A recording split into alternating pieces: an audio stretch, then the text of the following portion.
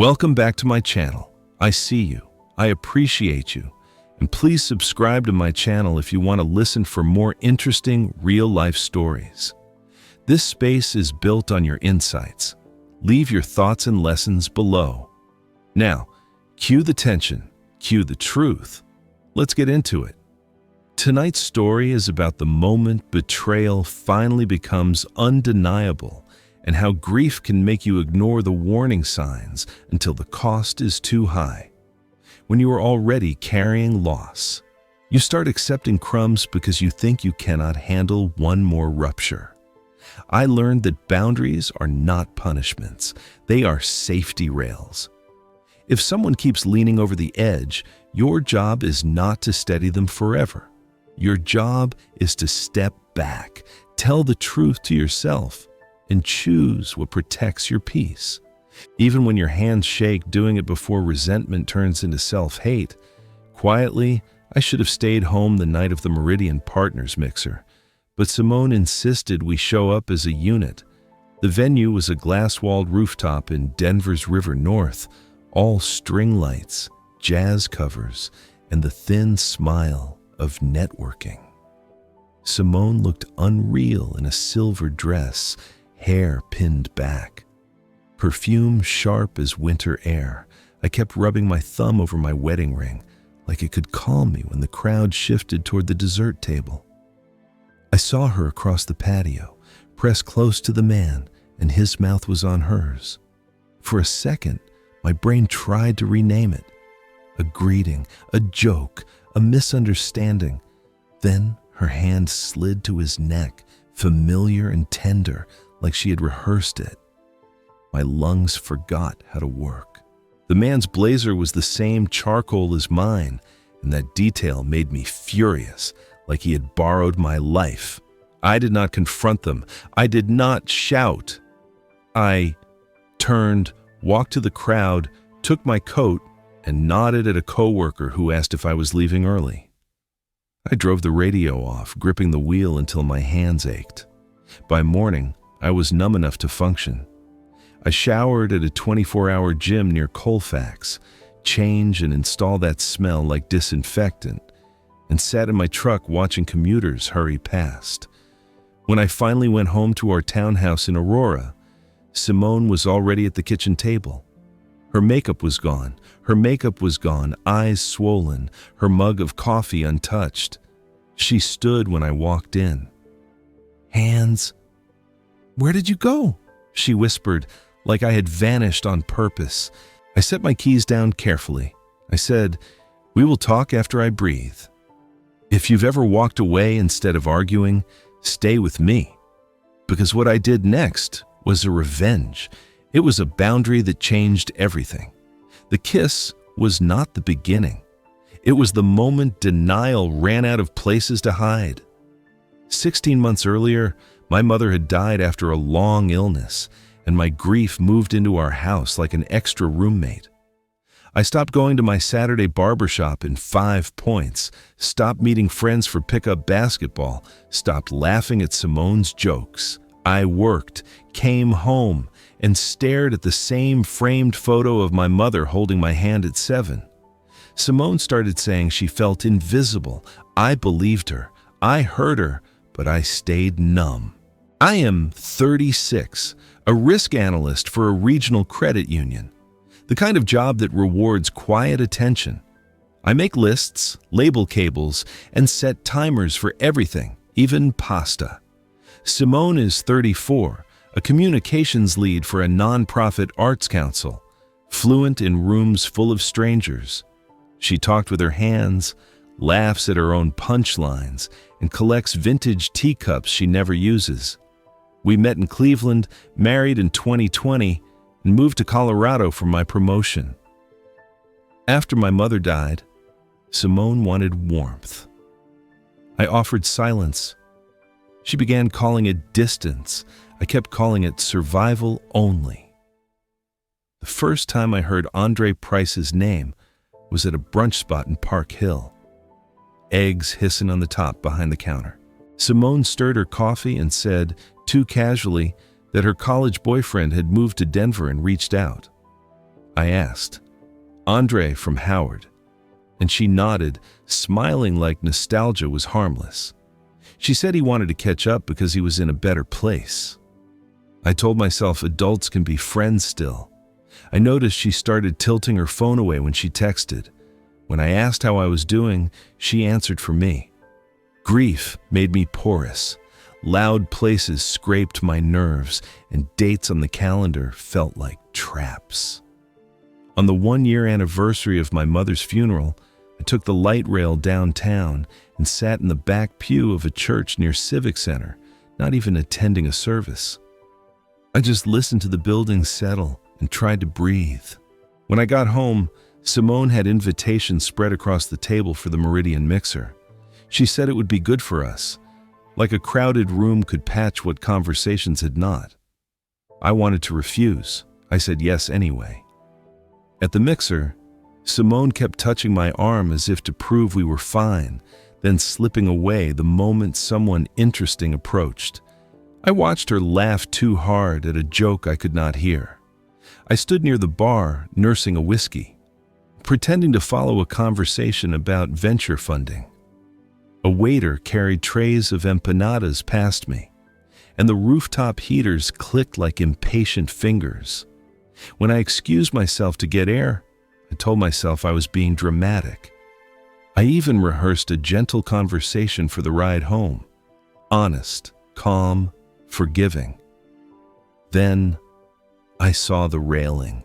The man's profile lit up under the patio lights, and recognition arrived like a bad smell. Andre. He had the same tilt to his head Simone once described it when we were dating. The tilt she swore she had outgrown. His watch caught the light. His hand sat her waist as if it belonged there. Simone's eyes were closed. I remember noticing the metal of the railing beneath her palm, the way her fingers curled, relaxed. A woman laughed and someone called my name, but I did not turn. I walked away before my face could betray me in public. I drove east until the skyline shrank and the roads opened. Snow still clung to the shoulders in piles, and my headlights made them look like bones. Night diner off, a frontage road. I sat in a booth under lights and ordered soup. I barely touched it. The waitress called everyone Han in a voice.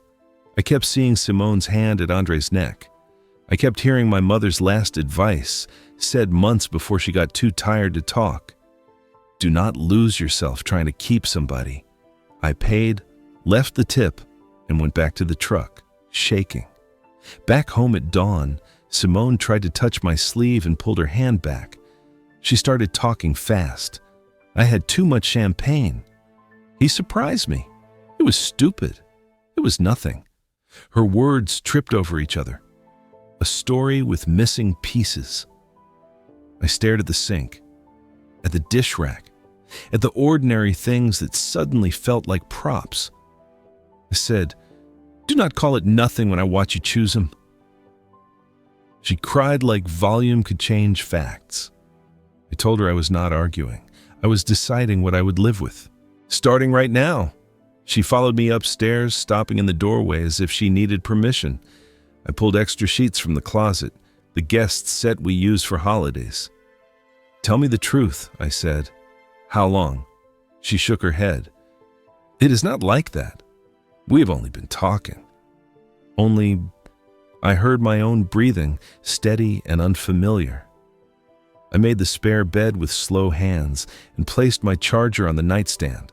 I said, "You do not get my comfort while you protect your lie." She whispered my name, closed the door without slamming it. I stayed silent. Over the next week, we moved around each other like furniture in a hallway. Simone woke early to run, came back smelling a lotion, and left apologies on sticky notes by the kettle. I went to work, sat through meetings and watched numbers while my mind replayed that rooftop. One evening, she asked, "We could talk after dinner." I said, "Not until you answer one question." She stared at her plate. "Are you still in contact with Andre?" I asked. She swallowed, then nodded once, I said, "Then you are not asking for repair.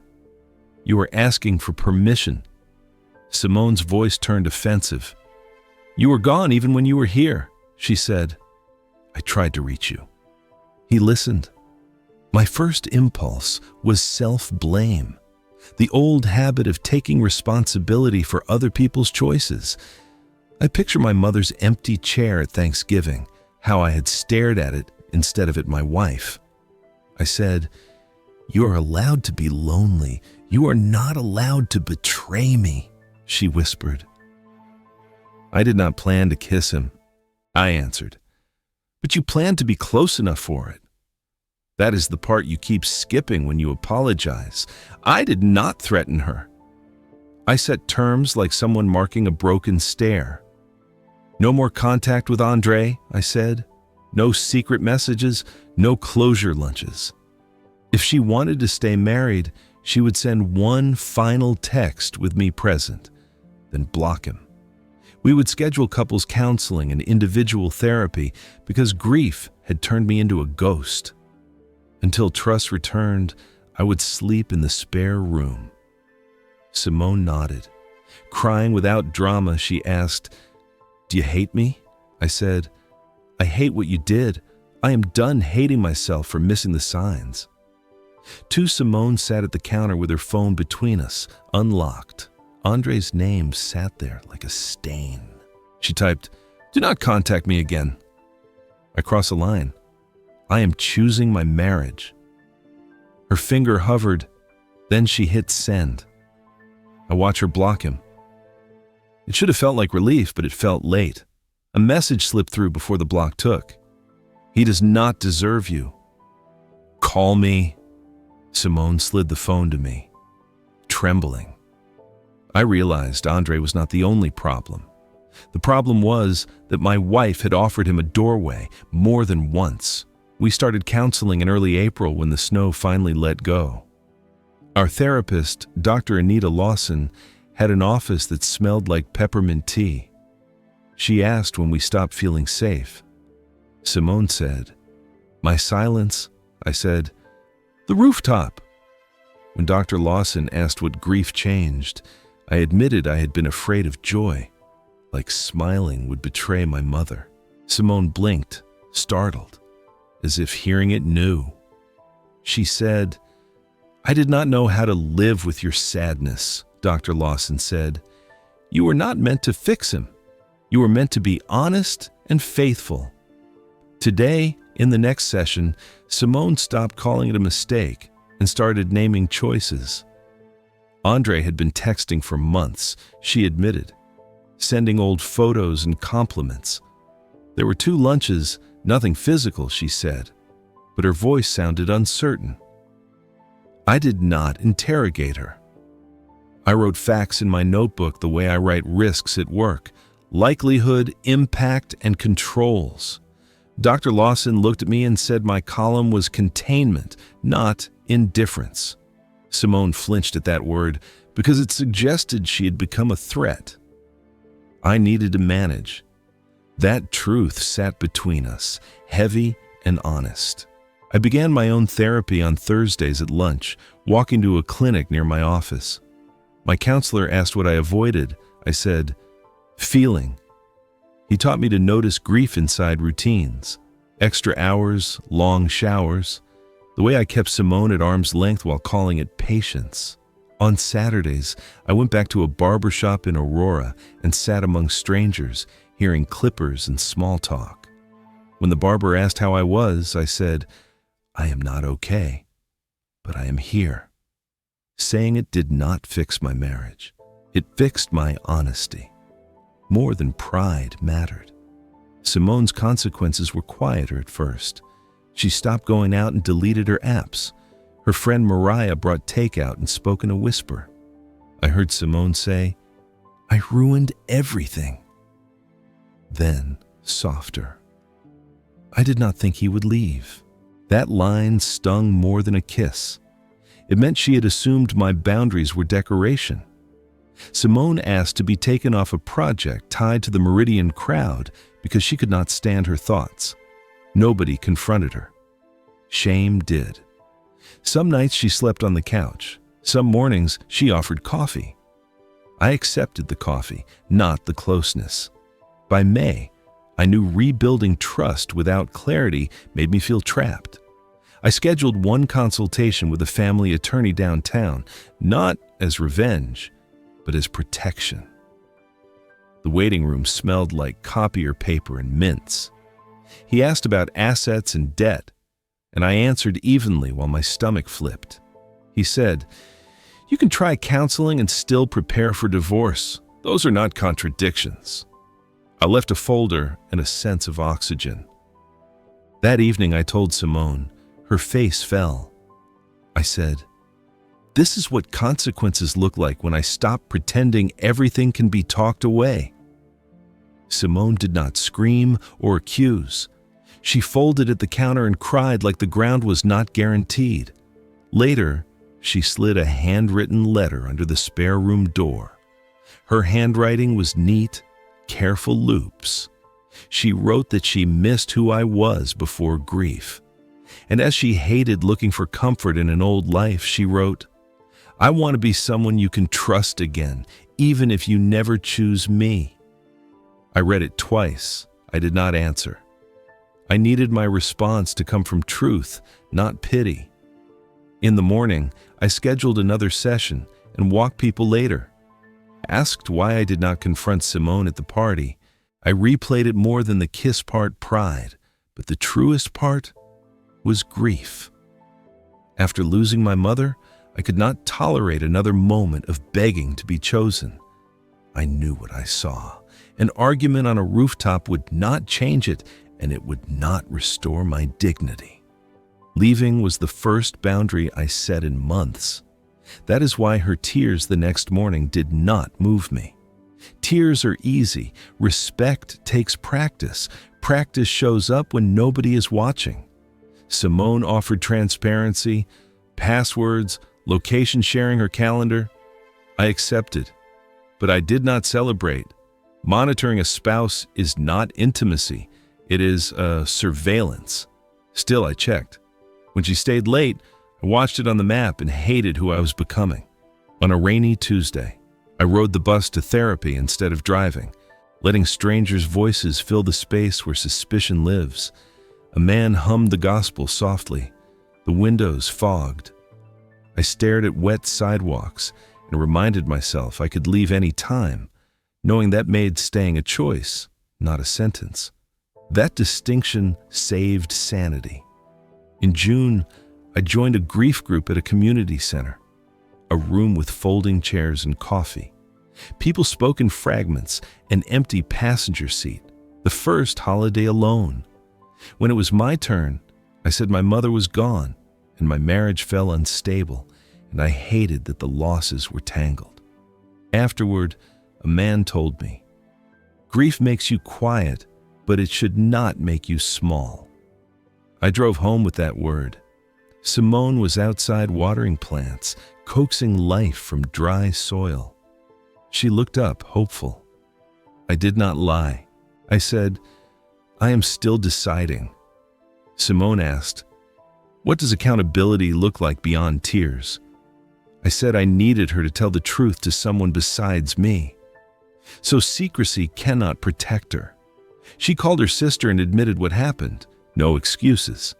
Then she told Mariah. When she hung up, she looked tired. She said, "Andre is blocked. If he shows up, I will leave." I nodded, not because I trusted her, but because she was acting like choices had weight. That weekend, we walked to a market, air smelling of peaches. We did not hold hands. We walked side by side, and that was progress. 2 weeks later, Andre tested the boundary. He emailed Simone from a new address. "Just checking on you." Simone came home and handed me her laptop unopened. We read the message. Andre wrote that he missed her laugh and hoped she was not stuck. Was someone who did not understand her.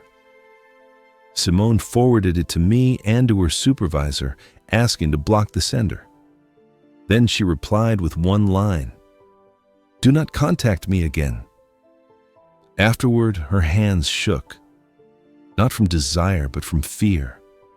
Seeing that fear softened my anger into caution, the kind that keeps you honest. Even with Simone's effort, my mind stayed restless.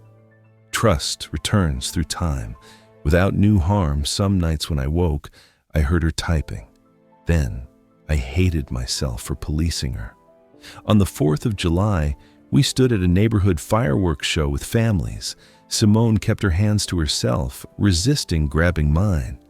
That restraint mattered more than speeches. When it ended, we walked the car in silence, smoke clinging to clothes.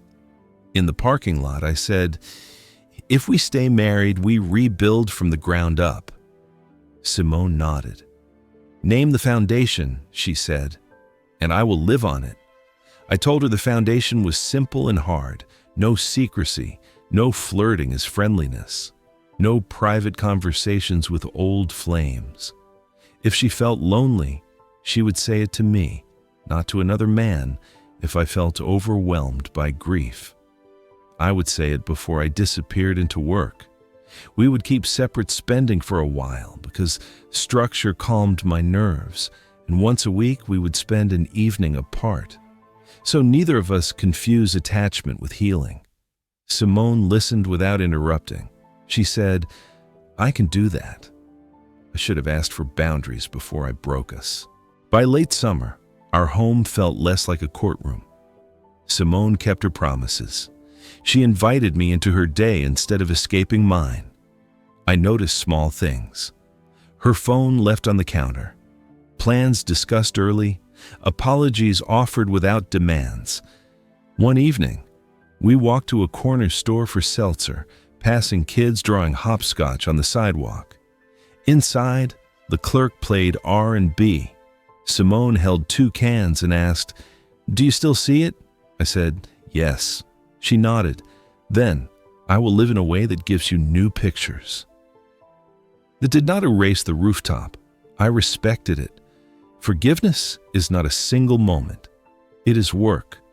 Some days I managed it. Some days I did not. On hard days, I told Simone, "I am struggling." Instead of defending herself, she asked, "What do you need?" Sometimes I needed space. Sometimes a walk. Sometimes I needed her to listen while I spoke about my mother, without trying to fix it. The night before my mother's birthday, we drove to a lake and sat watching the water wind. Simone said, "I'm sorry you lost 2 kinds of safety at once." I believed her, and that belief surprised me. Months later, Simone told me what happened after I left. She looked up, saw I was gone, and felt panic. My call went to voicemail. Andre followed her and acted annoyed, like my absence inconvenienced him. That woke her up. She realized she had invited someone who saw me as competition, not a person. She left alone, drove home, and sat at the table until my key turned. When I walked in, she cried from guilt and fear that I would not come back. I told her, that fear was the boundary you refused to respect until it arrived. I had truths to own too. Grief made me rigid. When Simone asked for connection, I answered with chores and silence. I hid behind steadiness because it felt safer than tenderness. Therapy showed me I was punishing her for needing me. That did not excuse her choices, but it explained the space where they grew. So I practiced honesty. One folding laundry. I said, "I am scared you will leave again." Simone said, "I can live with your fear." I cannot live with secrets. I choose you. It did not erase pain, but it gave it a place to sit. Bye for now. I made a decision without announcing it. I started sleeping in our bed again. I tested comfort the way you test ice. Simone did not rush me. She kept a lamp lit and let me move closer when I chose. We kept counseling and the rules about honesty. One evening, she admitted she missed being admired. I admitted I missed being needed. I still carry the rooftop image, but it no longer controlled every hour. When grief flared, I spoke instead of disappearing. When she felt lonely, she spoke instead of recruiting attention. Repair looked like responsibility. Repeated. The next spring, another invite arrived. A museum fundraiser downtown. Simone asked if I wanted to go. She did not assume. I said yes, because hiding forever felt like surrender. At the event, a man complimented Simone and leaned too close. Simone stepped back immediately, creating space like a closing door. She turned to me and said, "We are leaving." We stayed 20 minutes, made polite rounds, and left before discomfort became damaged. In the parking garage, Simone exhaled. "I will never gamble with you again," she said. I believed her, because her body followed her words even under lights. I do not tell this to promise every betrayal can be repaired. Some marriages end, and that is honest.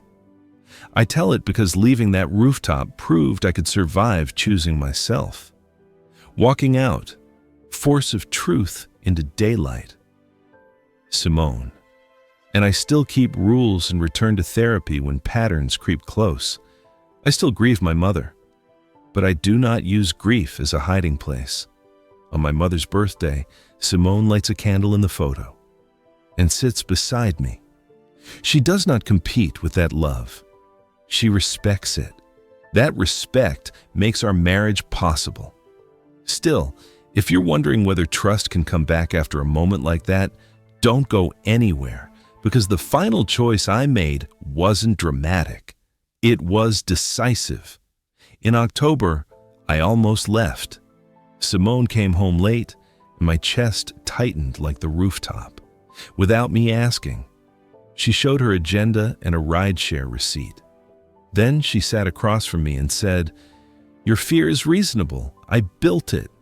She asked what I wanted my life to look like, with or without her. I said I wanted peace, a home where grief could exist without becoming cruel. Simone nodded. Then, let me earn the right to be part of that peace, one day at a time. I realized boundaries are not only exits, they are requirements. Steady, I still think about that morning. Simone cried at the table, asking where I went. Back then, I thought she meant my location. Now, I know she meant my limits. I had gone to the place where I chose self-respect over comfort. We did not repair things with a grand gesture. We repaired them with small decisions, uncomfortable and consistent. I learned to name grief instead of letting it harden into distance. Simone learned to name needs instead of borrowing attention from the past. When I left that party, I was not punishing her. I was protecting myself. For once. Here's what I took from it. Tears are not proof. Patterns are. When betrayal happens while you are grieving, it can feel like the world is taking turns. That is why boundaries are not cruel. They are clarity. I did not heal by getting even. I healed by getting honest about what I would tolerate and what I would leave. If someone wants repair, you will see accountability, transparency, patience, behavior when nobody is watching. If they only want comfort, you will feel rushed to forget. Choose the option that protects your dignity, even if it costs you familiarity to the ending.